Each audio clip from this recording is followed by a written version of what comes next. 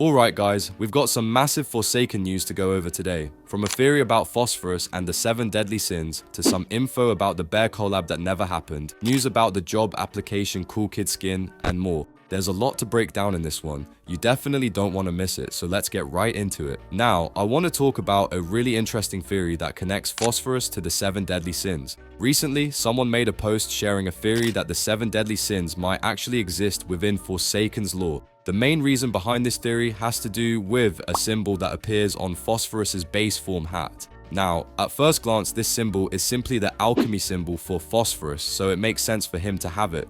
But the interesting part is that this same symbol doesn't only appear on Phosphorus, it also shows up on other characters. Right now, Nos is the only character currently in the game who also has this symbol, and it can be seen on his shirt. The theory suggests that every character who has this symbol is connected to one of the 7 deadly sins. If that's true, Nos would most likely represent gluttony. That actually makes a lot of sense when you think about it. He slaughtered a large number of Robloxians, he's a vampire, and during the Masquerade event, players were literally paying him with candy. And if that wasn't obvious enough, one of the NPCs in the event actually refers to him directly as the sin of gluttony, which makes the connection even stronger. The fact that Nos also has the Phosphorus symbol could mean that he's connected to Phosphorus in some deeper way, possibly as part of a larger group tied to these sins. And that's not the only evidence. We also know that the upcoming killer Azure recently received a redesign, and in that updated model, he has a Phosphorus symbol placed right in the middle of his torso.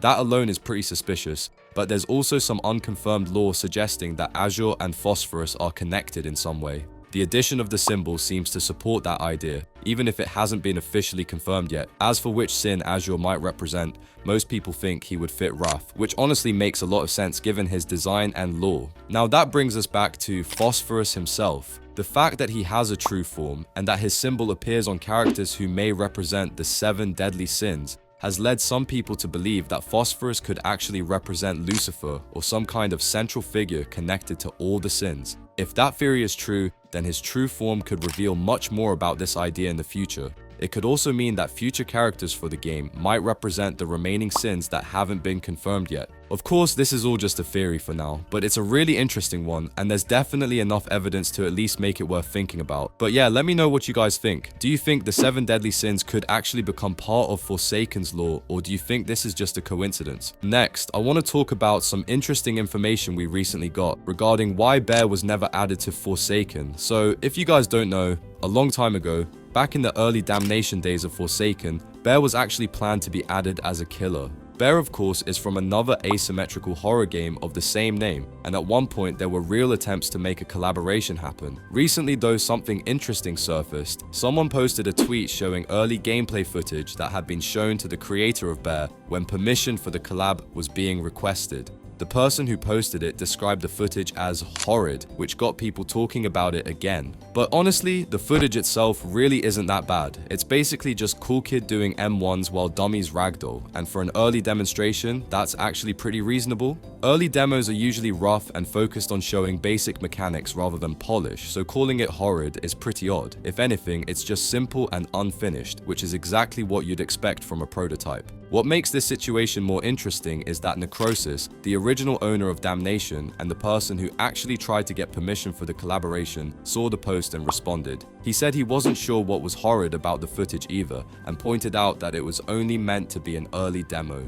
He said that if anything, the footage was just vague rather than bad. Necrosis also revealed something important. He said that in the long run, he's actually glad the collaboration didn't go through, and that he knows the real reason it was declined, and it had nothing to do with the gameplay footage at all. According to him, the actual reason was that the creator of Bear didn't want the character to be added to Forsaken because it could have tainted Bear's image.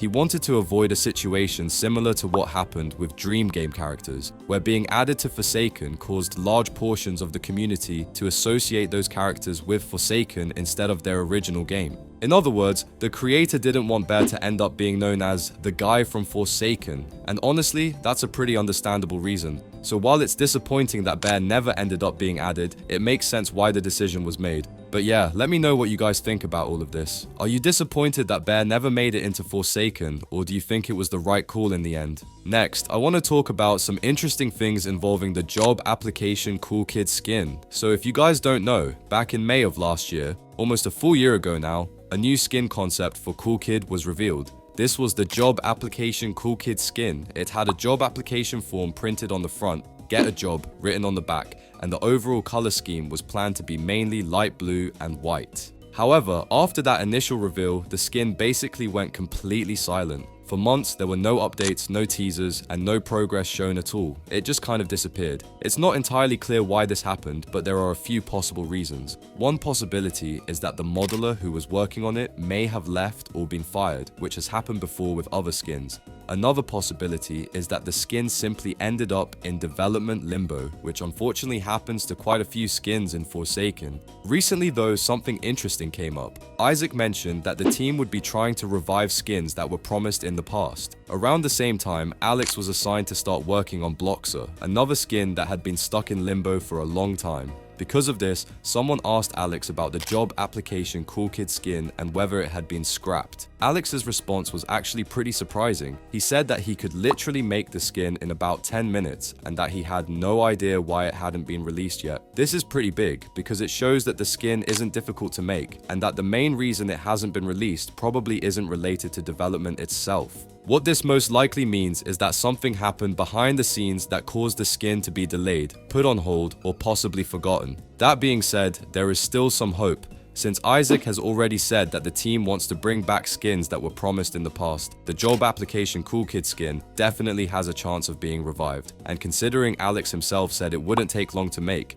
it's something that could realistically be finished pretty quickly if the team decided to move forward with it. For now though, we'll just have to wait and see what happens. It's entirely possible that the skin could still be released in the future, but it's also possible that the team may eventually confirm that it's being completely scrapped. So yeah, let me know what you guys think. Would you actually want to see the job application Coolkid skin released, or do you think it's not really worth bringing back?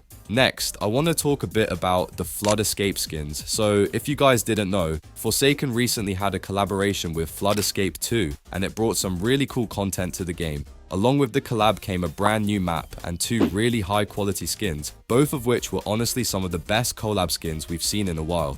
A lot of players seemed to really like them, especially because of how polished they looked. Besides that, there was also an LMS theme made for these skins, and it sounded really good. On top of that, the theme actually ended up reaching 1 million views, which is honestly pretty impressive and shows just how popular this collab was overall. Along with that, it also looks like the Crazy Block skin received some slight updates, mainly to his pop-ups, and those changes look really nice. It's a small detail, but it definitely makes the skin feel a bit more polished. Overall, the collaboration seems to have been a big success, and with how well it performed, there's always the possibility that we could see a part 2 of the Flood Escape collab in the future. Of course, that's not confirmed and might just be wishful thinking, but it would definitely be cool to see. But yeah, let me know what you guys think. Would you want to see another Flood Escape collab in the future? Anyways, that's all the Forsaken news for today. Remember to stay safe, and I'll catch you all in the next one.